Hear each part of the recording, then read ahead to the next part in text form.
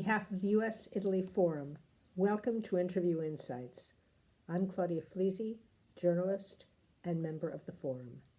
Today's episode is a conversation with Professor Stanley Kober, conducted by Ishai Richetti. Dr. Kober is a research fellow in foreign policy studies at the Cato Institute.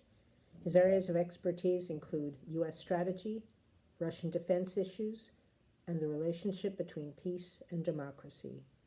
He's a graduate of Georgetown with a Ph.D. from the Fletcher School at Tufts.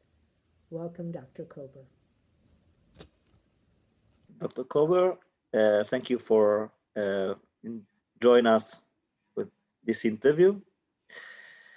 Under Trump presidency, American foreign policy changed. The areas in which this change was important were NATO and transatlantic relations.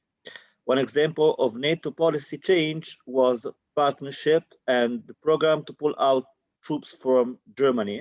And one example of transatlantic policy change was tariffs on imports. Do you think that there will be a change under the Biden administration? He has already changed with regard to pulling out the troops from Germany. So he said he doesn't want to do that. My sense of what was going on there, what concerned me, was that we were lowering the nuclear threshold. Because they were saying, pull the troops out from Germany, but put some more into Poland toward the east. Well, then what happens if you are challenged? Would you have the conventional forces to back them up? What backs them up? You know, the forces in Poland would have been more like a tripwire. And this is something that concerned me. They wouldn't really been able to defend themselves if you're assuming an attack. So they're a tripwire. What wire do they trip? And my concern was that it would be the nuclear wire. I remember reading an article on one of the Russian websites for this. And it said they were taking nuclear capable artillery out of storage and deploying it. And they said, we don't want to do this, but we have to respond to the Americans. That's what concerned me here. This wasn't getting the attention that I thought it deserved. And this is my concern even now. One of the things that has happened, I'll expand on your question a little bit. One of the first things that Biden did with Russia was extend New START. You know, that was the last thing left, and they had the deadline. And I'm sure the Europeans are happy about this. But we have a problem now with arms control. We have withdrawn from the INF Treaty. The INF Treaty was really just about the last legacy of the end of the Cold War. This was a major breakthrough, was the INF Treaty. I was so happy when, you know, we agreed to that, we eliminated, now that's gone. We accused the Russians of violating the INF Treaty.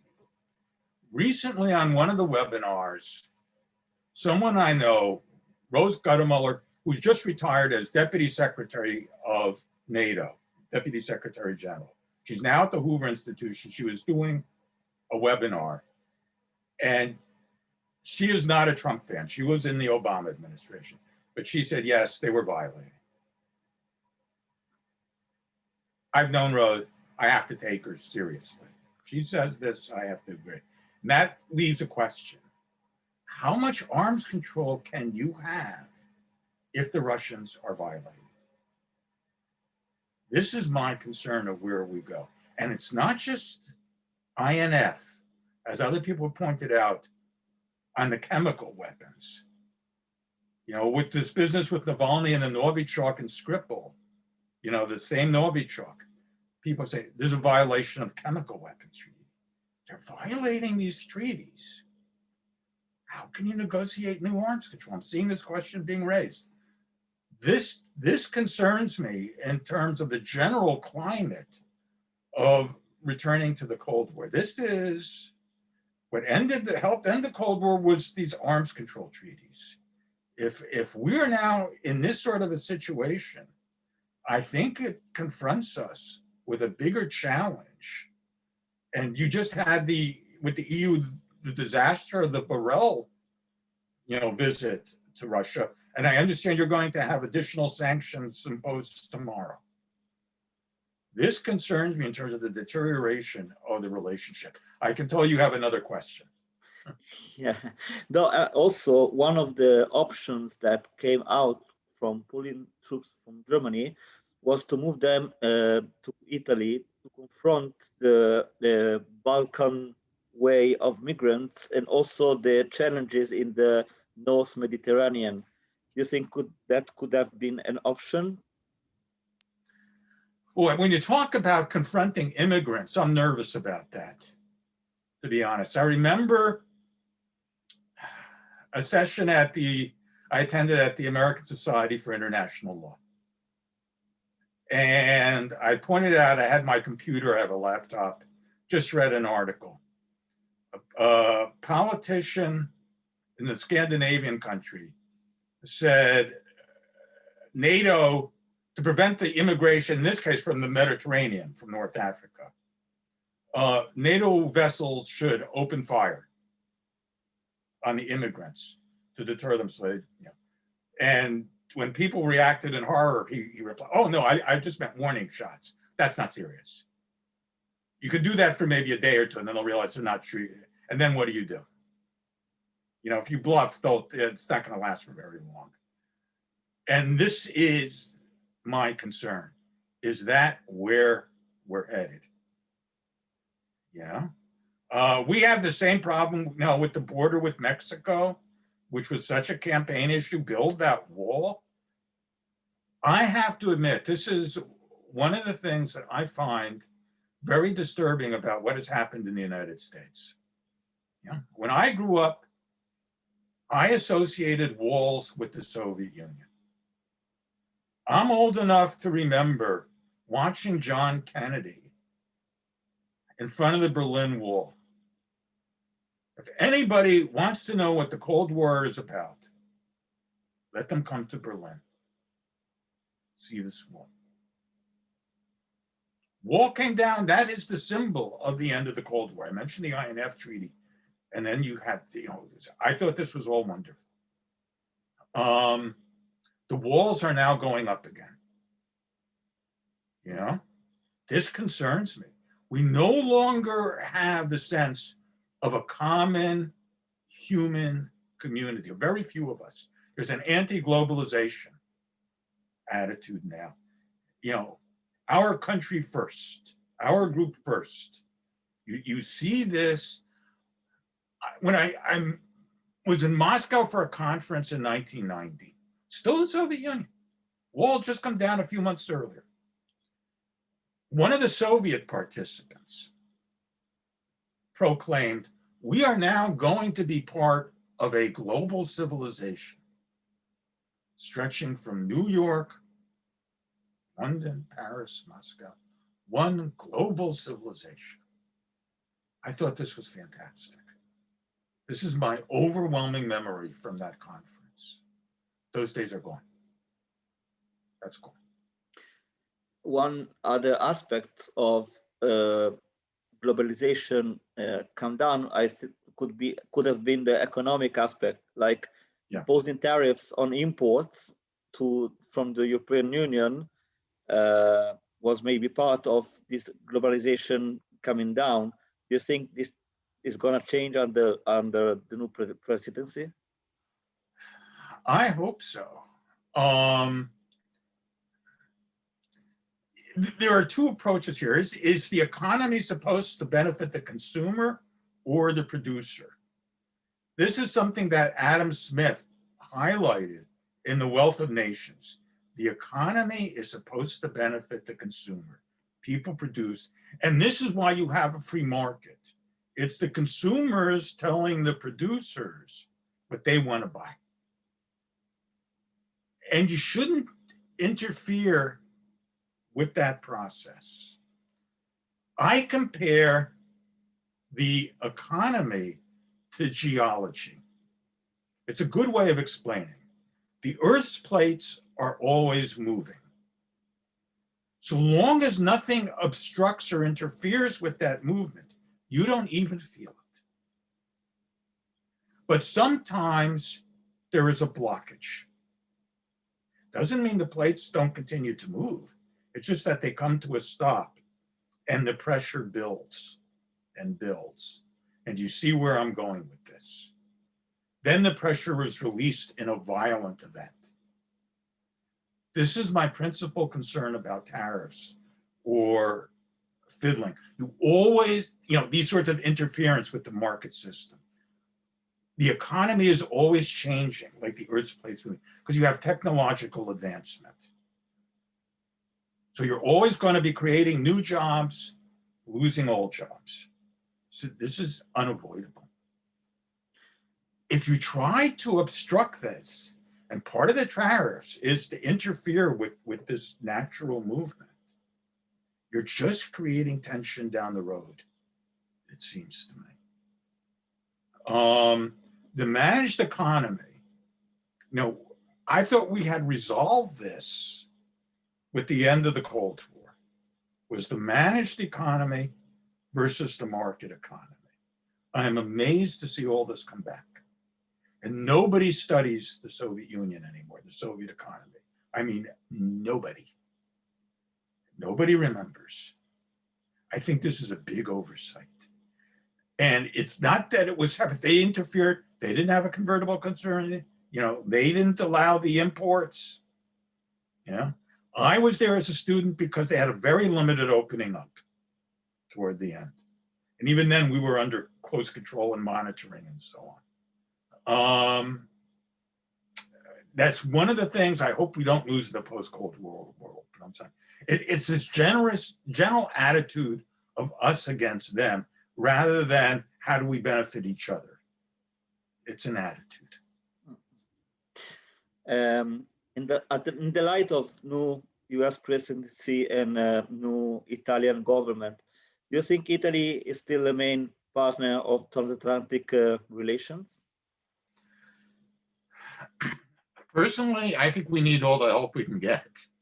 I'm a great believer in public diplomacy. I mentioned the fall of the Berlin Wall. I was actually lecturing at the Vatican when the wall came down. There was a request. I used to lecture for U.S. Information Agency, and they had a request for a speaker because Gorbachev was going to be there, and I was going to be in Europe anyway.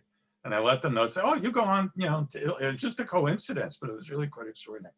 The public diplomacy, that sort of thing, I think is really very useful. And I wish we could get all of this off the military track, the NATO track, and look at the public diplomacy, the idea of, a common civilization, and we all learn from each other. What I mentioned with the students having these festivals here, it's really delightful. And this may not be the answer you were looking for, but I think we focus too much on the high politics. What endures over time, and I think with the internet, you're in Italy, I'm here in the United States. Years ago, we would not have been able to do this. And I am struck at how international friendships can be maintained. Just earlier, a few hours, I was chatting back and forth with a friend in China. We met here. And I am wondering how these sorts of ties, the people-to-people ties, when you study international relations, people say, countries can't be friends. Countries have interests, but countries can't be friends. I disagree with that. Countries are made out of people. The people can be friends. The people are friends. The countries can be friends. That's the way I look at it. And this is what, I think these international exchanges that, not only business, but tourism, student exchanges, and so on, over time with these new, tech. Now for me, they're new. I didn't grow up with internet, but I find this fascinating, and I really enjoy having a lot of international friends that I can stay in touch with now. In last years, the US seems to have disengaged from the Middle East, giving space to other countries who became major actors in this scenario. Do you think the US will go back to be a major actor in the Middle East scenario? This is something actually that's concerning me. The Biden administration is taking a more confrontational attitude than I expected. There's a lot of talk about the JCPOA, but they basically given the Iranians, you move first. It's like, I don't think you move first. The Iranians are saying, no, you move first. But it's even worse than that. When I read the Iranian press, they are saying, our objective is to expel the Americans from the Middle East. We recently had the attack on Erbil. That was a surprise. Some people I see here are interpreting this as a way the Iranians are trying to, get more leverage in the negotiations. I am really not so sure. I am wondering if this is part of their objective of expelling the United States from the Middle East. We recently had another attack. I just saw about a day or so ago. The Houthis in Yemen. Biden reversed the policy. Trump administration, and what did they do? Launched an attack. And our view here is, no, you guys are supposed to negotiate. No. I'm reading about reinforcements to Syria, which really amazing. There's not a lot of attention. There's another thing I like about the internet. It allows me to go to international sources. And in what I do, that is very helpful. There's a lot more detail, from the locals. And if you know English, everything is available. And now something I have found, there's no excuse. There are these automatic translators. So even if it's in a foreign language, so you know what I'm talking about. This for a researcher like myself is like manna from heaven. There's no excuse for people not going to these sources. I have been surprised. And just earlier today, I am reading about the diplomacy in the Middle East now. And some of the countries there are basically saying, okay, if you Americans loosen your ties with us, we have other options. Hello, Putin. And I'm seeing this in Israel. I'm seeing this in Saudi Arabia. I don't think it has been picked up here. This is also somewhat concerning, particularly as we become more confrontational with Russia. There is another aspect to this, and this is the growing tension between Israel and, I would combine, Iran and Hezbollah. Israel just conducted very large-scale military exercises on its northern border. And a few weeks ago, the Israeli chief of staff,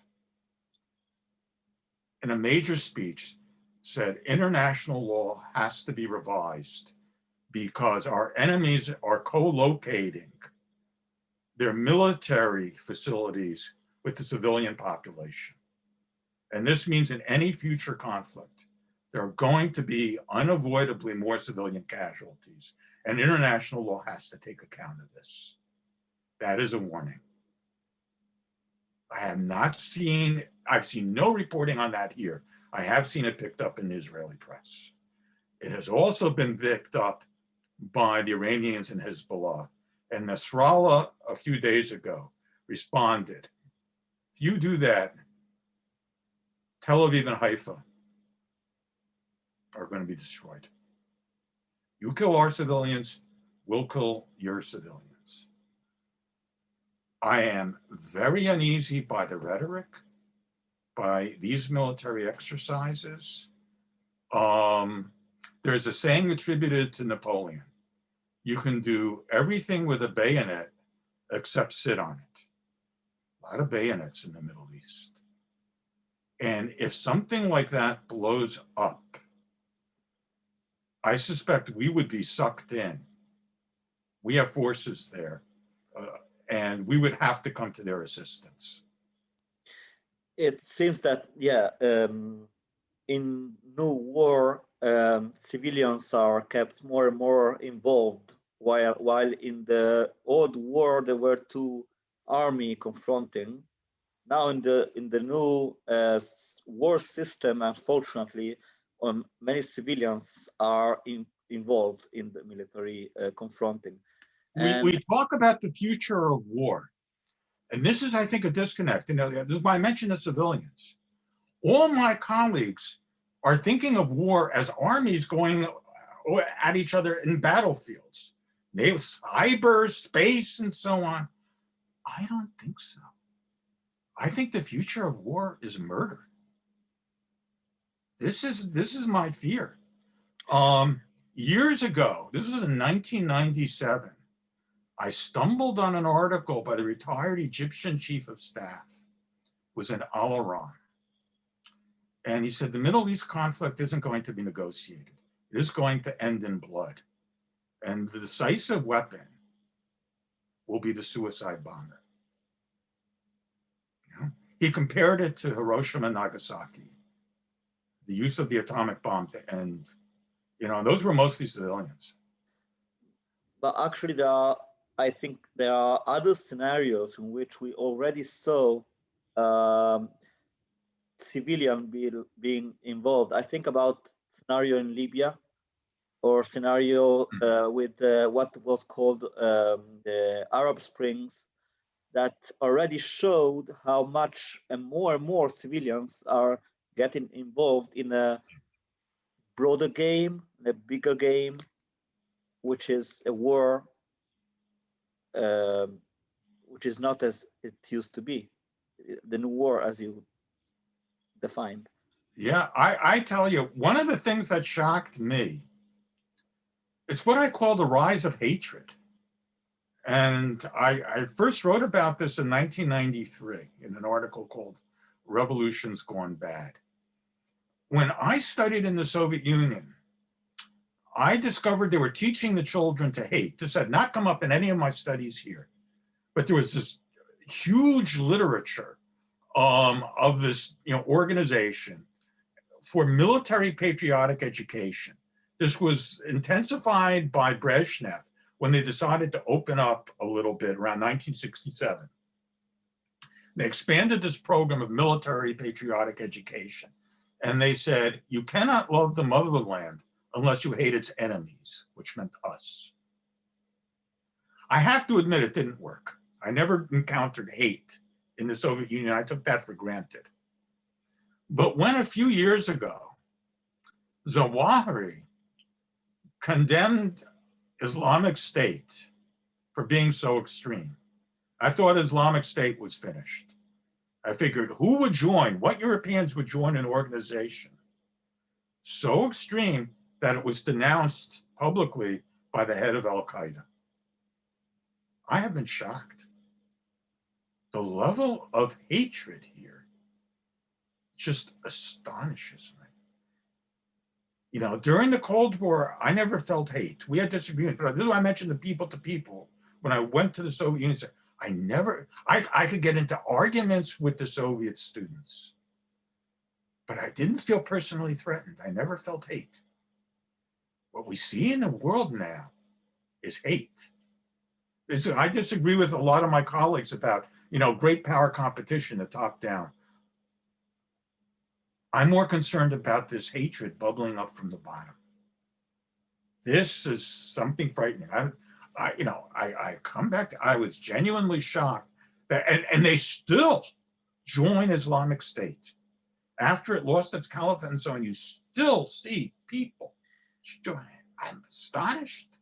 But this is also historic, like in many, apart from Islamic State, in many Middle Eastern country, they still use not only the internet like Islamic State, but also the school system to teach hate.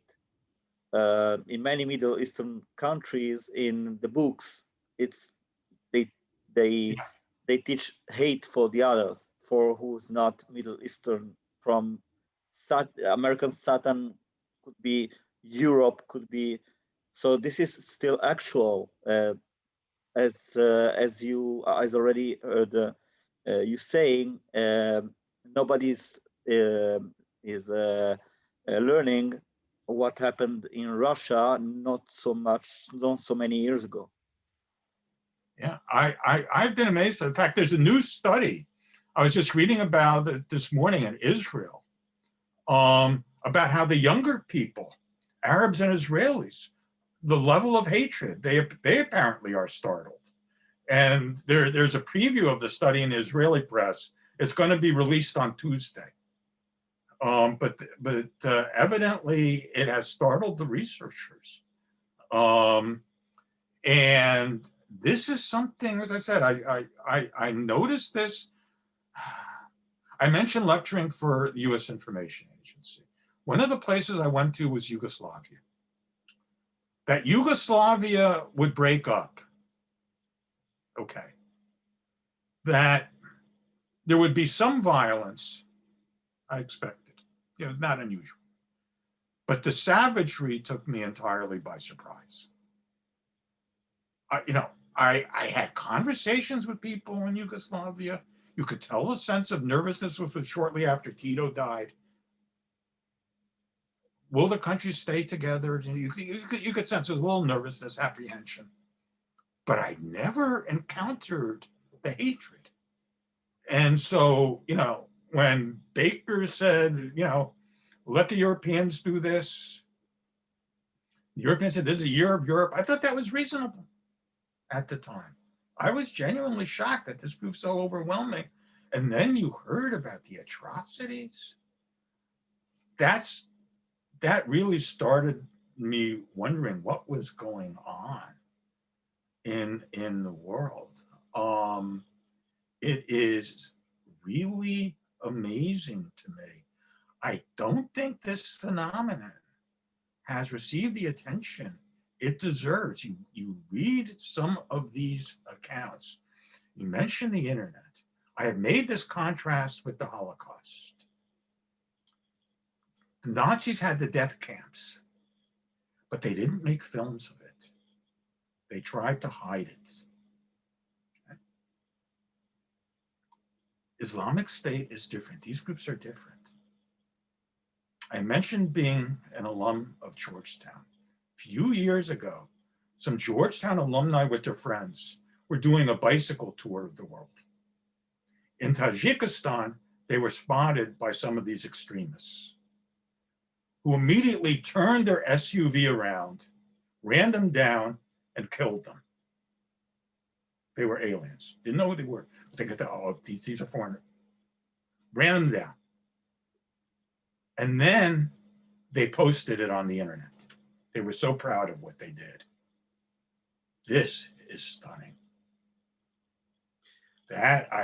This is something new that I haven't heard of before. And you see this more and more. This is something to worry about. Going back to macro politics, yeah. One of the major issues in Europe is energy. With Russia, who is becoming more and more influent. I'm thinking about the Nord Stream 2 and the alternative in the Middle East, the East Mediterranean pipe. What do you think could be a possible future on this scenario? Whatever influence they have, I think will be transitory. Renewables are replacing fossil fuels at a very rapid rate. And I actually have another concern here. I know you're in Italy, are more concerned about, Europe. I'm more concerned about Middle East and particularly Persian Gulf. These countries are trying to revise their economies because they can see the prices dropping. And they are focused on fossil fuels. I'm very skeptical they're going to be able to make it work. And we already had one wave of the Arab Spring. Look at what's going on in Tunisia, what's been going on. We may be looking at a second wave. In that case, I wonder whether it will be focused on the Persian Gulf, on those countries. Because with the first wave, they were still wealthy. But now you look at the budget deficits and what they're spending. I am really not too sure about this. On the Nord Stream 2 and all of this, a question I asked about this at a meeting about a year ago, just before lockdown. What are the price projections for the Mediterranean, the East Med? Because I pointed out, if you look at the cost of fossil fuels, what people can get for them, they've really gone down quite a bit. And I was mentioning earlier, ExxonMobil writing off $20 billion in stranded assets. The future will be with these renewables. This affects Russia as well, because it's, as you point out, it's an oil exporter. It's net, and they will be able to get away with that for a few more years. But the renewables are really developing very quickly. And I think that will be the future. In terms of political stability and political influence, I see Russian influence here declining over time. And what would concern me more is the political and potential political instability of these oil-producing countries. And I would pay very close attention to that. I think it's being neglected. Thank you, Dr. Kober. Okay.